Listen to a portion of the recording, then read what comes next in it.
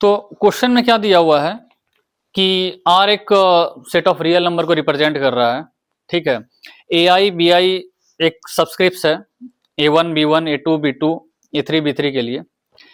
Function दिया हुआ F जो कि आर रियल नंबर से रियल नंबर जा रहा है। कोई फंक्शन अगर हम ऐसे लिखते हैं, जैसे हम बात कर रहे थे सेट एक्स और सेट वाई का, तो वो इस ऐसे करके लिखते हैं, function set X to set Y. तो दूसरा फंक्शन एक जी एक्स है जो कि रियल नंबर से रियल नंबर जा रहा है, एक तीसरा फंक्शन एच है, ठीक है। फंक्शन का एक्सप्रेशन क्या दिया हुआ है, फंक्शन और क्या इंफॉर्मेशन दिया हुआ है, और इंफॉर्मेशन दिया है क्या कि f x not equal to g x होता है for every x belongs to real number. तो हमको बताना क्या है, then find coefficient of x cube in h x, यही बताना है, यही डेटा गिवन है। अब इसको अप्रोच कैसे करेंगे, जैसे हम पिछले बार फंक्शन का बात कर रहे थे सेट एक्स टू वाई, एक एक्स इनपुट का सेट था, वाई आउटपुट का सेट था, तो उसको ऐसे रिप्रेजेंट करते हैं, f X to Y function जा रहा है, जहां पे एक्स हो गया इनपुट का और वाई हो गया आउटपुट का। कोई भी मैथ्स के प्रॉब्लम को अप्रोच कैसे करते हैं, तो मैथ्स का प्रॉब्लम से पहले आपको मेंटेलिटी ऐसा रखना होगा कि प्रॉब्लम वो सॉल्व हो जाएगा, क्योंकि वो प्रॉब्लम है तो जरूर उसका कोई ना कोई सॉल्यूशन होगा ही। तो सबसे पहले आपको बिलीफ होना चाहिए कि प्रॉब्लम सॉल्वेबल है। और दूसरा चीज, सेकेंड मोस्ट इंपॉर्टेंट चीज क्या होता है, हम प्रॉब्लम बढ़ने से पहले आपको ये ध्यान रखना है कि प्रॉब्लम पहले आपको समझ में आना चाहिए कि प्रॉब्लम पूछ क्या रहा है या प्रॉब्लम में है क्या। उसके बाद जनरली मैथ्स के प्रॉब्लम में ये होता है कि 50 और 40 से 50% बेसिकली प्रॉब्लम को अगर आप बढ़िया से गिवन डेटा लिखिएगा तो 40 से 50% प्रॉब्लम आपको प्रॉब्लम में ही दिखेगा उसका सॉल्यूशन अप्रोच, और 30 से 40% जो है आपका बता देगा उससे रिलेटेड कंसेप्ट। 20% ही ऐसा रहता है जो आपको कुछ एक्स्ट्रा सोचना पड़ेगा आउट ऑफ द बॉक्स। तो आइए हम देखते हैं जैसे कि कैसे हम इसको अप्रोच करेंगे। हमको बताना है coefficient of x cube in h x. तो सबसे पहले हमको एच एक्स चाहिए। एच एक्स क्या होगा, तो एच एक्स क्या होगा, तो एच एक्स एक फंक्शन, अब ये देखिए यहाँ पे एफ एक्स एक पॉलिनोमियल फंक्शन है, तो एच एक्स क्या है, एच एक्स है f of x plus one minus g of x plus two, that is f of x plus one हम लोग निकालेंगे, g of x plus two हम लोग निकालेंगे, माइनस करेंगे तो कोई एक्सप्रेशन आएगा, और एफ एक्स चूंकि पॉलिनोमियल है और जी एक्स भी पॉलिनोमियल है तो एक एच एक्स भी एक पॉलिनोमियल का एक्सप्रेशन आएगा। तो पॉलिनोमियल का एक्सप्रेशन आएगा तो कुछ एक्स क्यूब का कोफिशिएंट होगा, वही एक्स क्यूब का कोफिशिएंट हम लोगों को बताना है। तो सबसे पहले क्या करेंगे, हम एच एक्स निकालेंगे। अब यहां देखिए क्या है, एफ एक्स में एक्स रिप्लेस हुआ एक्स प्लस वन से ना, यहां पे ध्यान से एक्स को रिप्लेस किया एक्स प्लस वन से, तो F of x plus one में क्या करेंगे, एक्स को रिप्लेस करेंगे एक्स प्लस वन से, दैट इज ये पार्ट क्या हो जाएगा, ये हो जाएगा a1 plus 10 of x plus, x को रिप्लेस करेंगे एक्स प्लस वन से, चेक कीजिए एक्स को रिप्लेस कर दिए एक्स प्लस वन से। अगला हो जाएगा a2 इंटू एक्स को रिप्लेस करेंगे एक्स प्लस वन से। अगला हो जाएगा a3 इंटू फिर एक्स को रिप्लेस करेंगे एक्स प्लस वन से,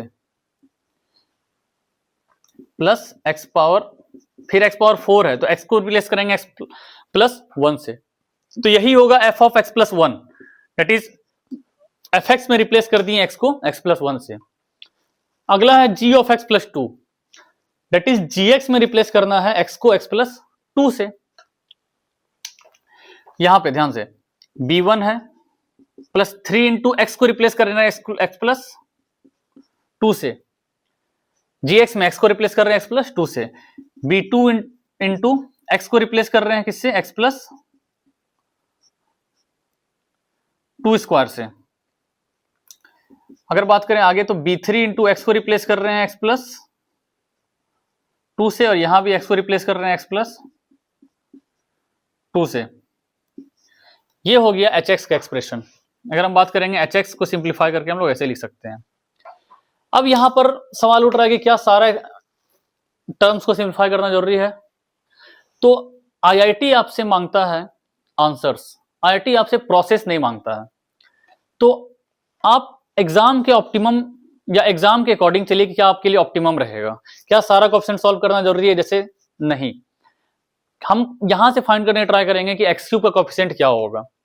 अब देखते हैं यहाँ पे एक्स, यहाँ एक्स प्लस वन है, यहाँ भी एक्स, यहाँ एक्स है, यहाँ एक्स है, दैट इज रेलेवेंट नहीं है। यहां भी देखेंगे a प्लस बी का होल स्क्वायर से तो एक्स स्क्वायर आएगा हाईएस्ट कोफिशिएंट, तो ये टर्म a2 और b2 भी रेलेवेंट नहीं है।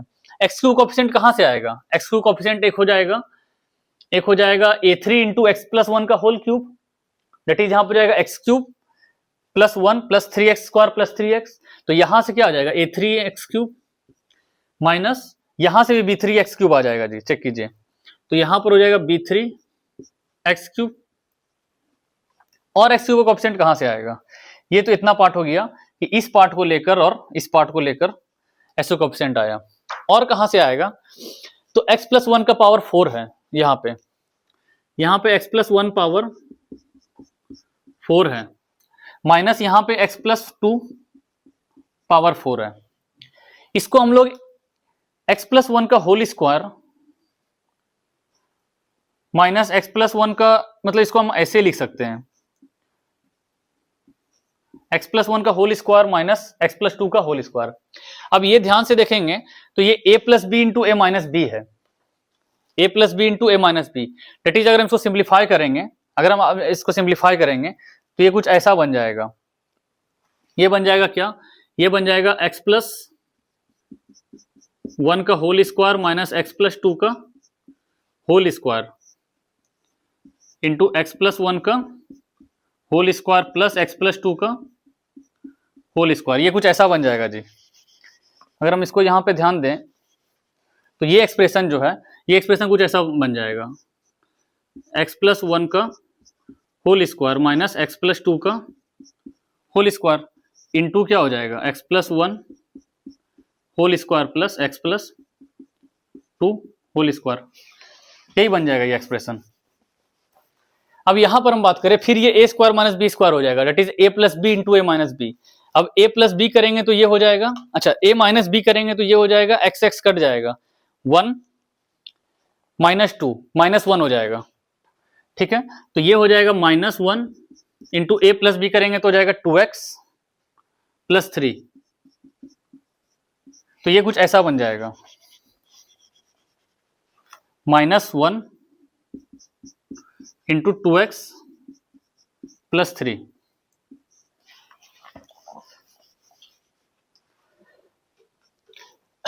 अब यहां पर देख रहे हैं अगर हम x प्लस 1 होल स्क्वायर है, तो अब यहां पे आप सिंप्लीफाई करेंगे, हमको एक्स क्यूब का टर्म चाहिए, तो एक्स क्यूब का टर्म कैसे आएगा, तो एक्स क्यूब का टर्म कैसे आएगा, दैट इज यहां पे एक्स का टर्म है उसको मल्टीप्लाई करेंगे यहाँ के एक्स स्क्वायर का टर्म से,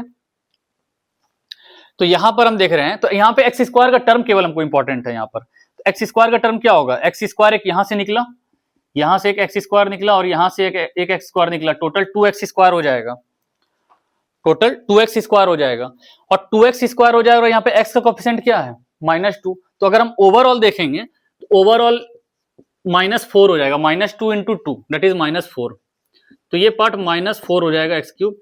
सिंप्लीफाई कर लीजिएगा, बेसिक सिंप्लीफिकेशन, इसमें ऐसा कुछ एक्स्ट्रा है नहीं, तो कुल मिला के यही आया एक्सप्रेशन, एक्स क्यूब का कोएफिशिएंट आया। अब कोएफिशिएंट ऑफ एक्स क्यूब यही है, एक्स क्यूब।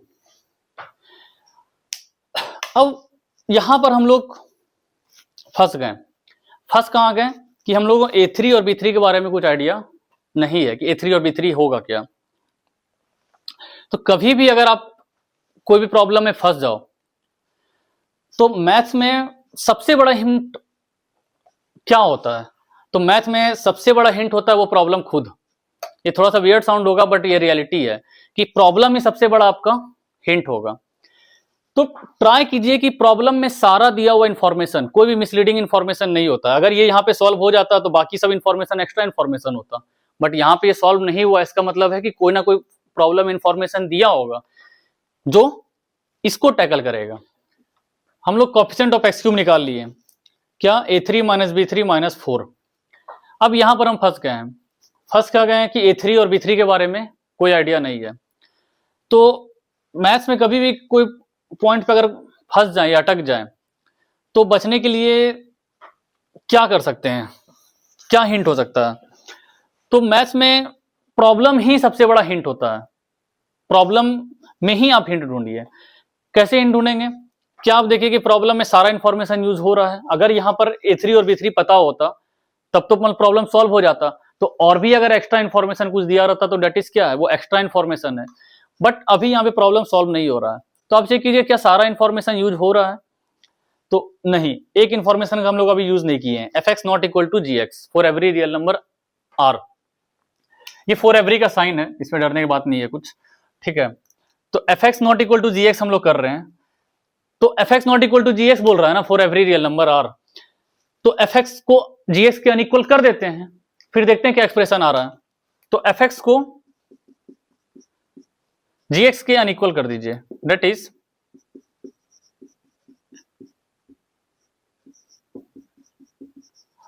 ठीक है। अब अगर हम एफ एक्स को जी एक्स के अनइक्वल कर रहे हैं तो यहां पे देखिए कि x4 का फाइन x4 कट जा रहा है, ठीक है। तो एक पॉलिनोमियल क्या आ रहा है, a3 माइनस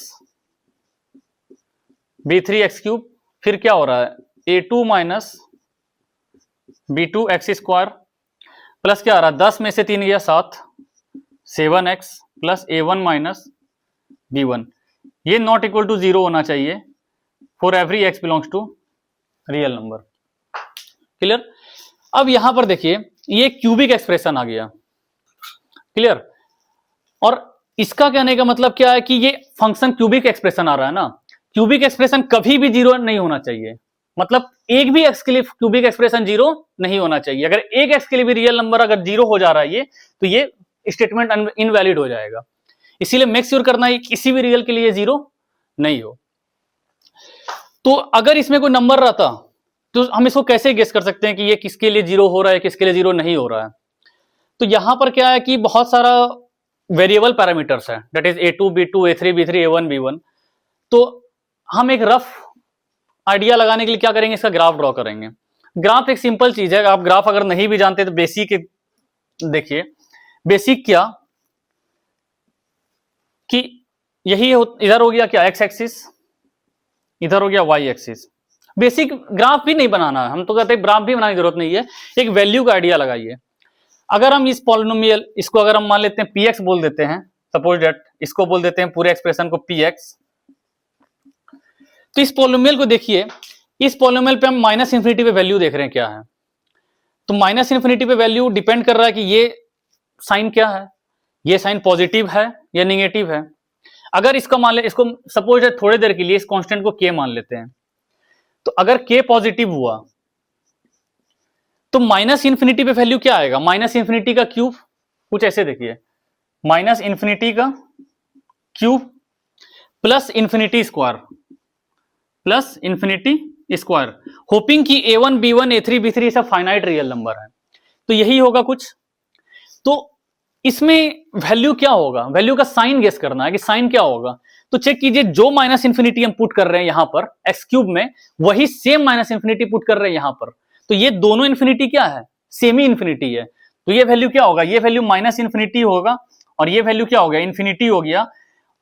तो ओवरऑल अगर हम देखेंगे यहां पे तो दोनों सेमी इंफिनिटी है। तो यहां से दिख रहा होगा कि ये वैल्यू ज्यादा निगेटिव होगा, क्योंकि ये माइनस इंफिनिटी का क्यूब हो गया ना, तो ये वैल्यू निगेटिव होगा, दिख रहा होगा। दैट इज माइनस इंफिनिटी पे ये वैल्यू निगेटिव आ रहा है। क्लियर। अब एक इंफिनिटी पे भी देखिए, अगर इंफिनिटी हम देखेंगे तो इंफिनिटी क्यूब यहां पुट करेंगे और यहां पे ये भी इंफिनिटी होगा, स्क्वायर होगा, तो इंफिनिटी पे वैल्यू इंफिनिटी आ रहा है। इसका मतलब है कि all real number minus infinity से इंफिनिटी जाने में, all real number minus infinity से इंफिनिटी जाने में वैल्यू क्या हो रहा है, वैल्यू का साइन बदल जा रहा है। ठीक है, के पॉजिटिव के लिए। के अगर निगेटिव हुआ, के निगेटिव का भी केस ले लेते हैं।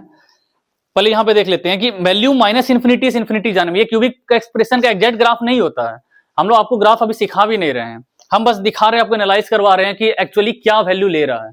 ठीक है, तो यहां माइनस इंफिनिटी से इंफिनिटी जाने में वैल्यू का साइन, फंक्शन का साइन चेंज हो गया।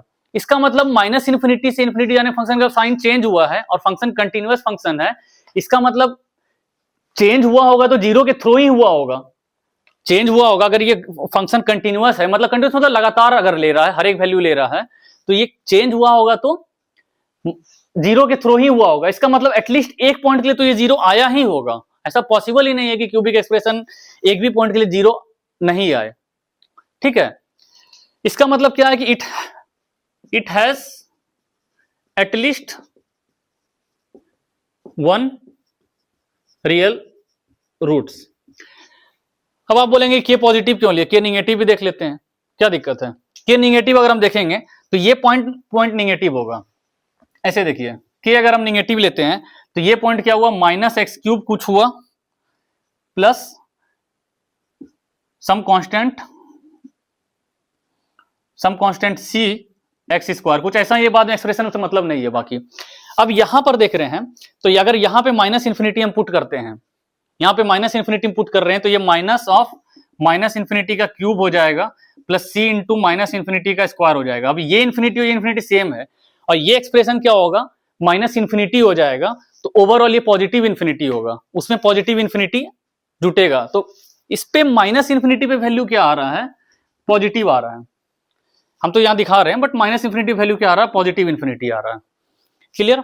और इंफिनिटी वैल्यू अगर हम इसका चेक करें तो इंफिनिटी वैल्यू क्या हो गया, इंफिनिटी वैल्यू हो गया इंफिनिटी क्यूब प्लस सी, सिंपल बेसिक इंफिनिटी का ऑपरेशन है, इसमें कुछ भी एक्स्ट्रा नहीं है, बस आप अगर इमेजिन कीजिएगा तो आपको पता चल जाएगा। अब यहां पर क्या है कि ये इंफिनिटी का क्यूब जो है ये इंफिनिटी स्क्वायर से तो बड़ा ही होगा और ये निगेटिव है, तो ओवरऑल आपको भी आइडिया लग रहा होगा ये एक्सप्रेशन निगेटिव होगा क्योंकि ये दोनों सेम इंफिनिटी है, तो इंफिनिटी में वैल्यू निगेटिव हो रहा है। अब यहां पे ध्यान दीजिएगा कि माइनस इंफिनिटी से इंफिनिटी जाने में, माइनस इंफिनिटी से इंफिनिटी जाने में फंक्शन का साइन चेंज कर गया और फंक्शन क्यूबिक एक्सप्रेशन है, डेट इज वो कंटिन्यूअस ही है, मतलब हर एक एक्स के लिए एग्जिस्ट करता है। तो फंक्शन का साइन चेंज कर गया, तो कैसे चेंज किया होगा, जीरो के थ्रू ही ना चेंज किया होगा। तो फंक्शन कैसे चेंज किया होगा, जीरो के थ्रू ही चेंज किया होगा। तो डेट इज इसमें ही पता चल रहा है कि एटलीस्ट एक एक्स के लिए फंक्शन जीरो होगा ही होगा। डेट इसमें पता चल रहा है कि इट हैज एक रियल रूट होगा ही होगा, रियल रूट। तो दोनों केस में पता चल रहा है कि अगर क्यूबिक पॉलिनोमियल होगा या क्यूबिक एक्सप्रेशन होगा तो उसका एक रियल रूट होगा ही होगा। ऐसा पॉसिबल ही नहीं है कि क्यूबिक पॉलिनोमियल बिना रियल रूट के हो सकता है। बट यहां पर क्या बोल रहा है, यहां पर बोल रहा है क्या कि क्यूबिक एक्सप्रेशन को रियल रूट नहीं होना है किसी भी एक्स के लिए, किसी भी एक्स के लिए क्यूबिक पॉलिनोमियल को रियल रूट नहीं होना है। ठीक है, बट क्यूबिक पॉलिनोमियल ऐसा पॉसिबल ही नहीं है। इसका मतलब क्या कि एक्सप्रेशन ही क्यूबिक पॉलिनोमियल नहीं होगा, तभी ये रियल रूट होगा। ये एक्सप्रेशन ही क्यूबिक पॉलिनोमियल ना हो, क्योंकि अगर ये क्यूबिक पॉलिनोमियल है तो वो ये रियल रूट देगा ही देगा। इसका मतलब क्या बोल रहा है कि एक्सप्रेशन क्यूबिक पॉलिनोमियल है ही नहीं। तो क्यूबिक पॉलिनोमियल नहीं है, इसका मतलब इसका लीडिंग कोएफिशिएंट दैट इज जो के हम लोग माने थे वही जीरो होगा। दैट इज ए क्वाड्रेटिक हो, और क्वाड्रेटिक हो तब उसका रियल रूट पॉसिबल हो सकता है कि दोनों इमेजिनरी रूट हो जाए, डी लेस देन जीरो। तो ये क्या है, इसका मतलब ये क्यूबिक पॉलिनोमियल है ही नहीं, दैट इज क्यूबिक पॉलिनोमियल नहीं है। इसका मतलब क्या हो गया कि के इज इक्वल टू जीरो होगा, that is a3 minus b3 zero हो गया जी। दैट इज a3 बराबर b3 हो गया, या फिर a3 माइनस b3 जीरो हो गया। अब हमको यहां से हमको एक रिलेशन पता चल गया a3 माइनस b3 में। अब अगर हम इसको देखें और कोएफिशिएंट ऑफ एक्स क्यूब निकालना था hx में, तो a3 माइनस b3 का वैल्यू जीरो हो गया, तो ओवरऑल क्या हो गया, coefficient of x cube in hx क्या हो गया, ये हो गया 0 माइनस 4, दैट इज माइनस 4। ये एक सिंपल कैलकुलेशन से आंसर आ गया। ये बेसिकली जेई एडवांस 2025 में आया हुआ क्वेश्चन है, आप चेक कर सकते हैं, पेपर 1 में होगा if I am not wrong. तो ये पेपर 1 में आया हुआ क्वेश्चन है और ये रिसेंट क्वेश्चन है, आप देख सकते हैं। बट इसमें बेसिकली कुछ नहीं था, कुछ नहीं था इन द सेंस कि अगर आप सिंपल फंडामेंटल आप स्ट्रांग रखेंगे कि क्वेश्चन क्या है, क्वेश्चन में हर एक वर्ड क्या है और हर एक स्टेटमेंट क्या बोल रहा है, तो जनरल अप्रोच से भी आप आईआईटी का क्वेश्चन सॉल्व कर सकते हैं। ऐसा कोई जरूरी नहीं कि आईआईटी के प्रॉब्लम को सॉल्व करने के लिए आपको सब कुछ आना चाहिए तभी सॉल्व कर सकते हैं। ये एक बेसिक अप्रोच है जिससे आप इसको सॉल्व हम लोग किए। आप देखिए इसमें कुछ एक्स्ट्रा है नहीं। आई होप आपको आज का लेक्चर समझ में आया होगा। अगर आप इसी तरह से चीज़ों को सिंपल वे में समझना चाहते हैं, अगर आप चाहते हैं कि आपसे भी जेईई मेंस, एडवांस और कोई भी कॉम्पिटिटिव एग्जाम की प्रॉब्लम इजी वे में सॉल्व हो, तो आप हमारे इंस्टीट्यूट मेरिट एक्सिस एकेडमी के साथ जुड़ सकते हैं। इसकी डिटेल डिस्क्रिप्शन में दी गई है। थैंक्स।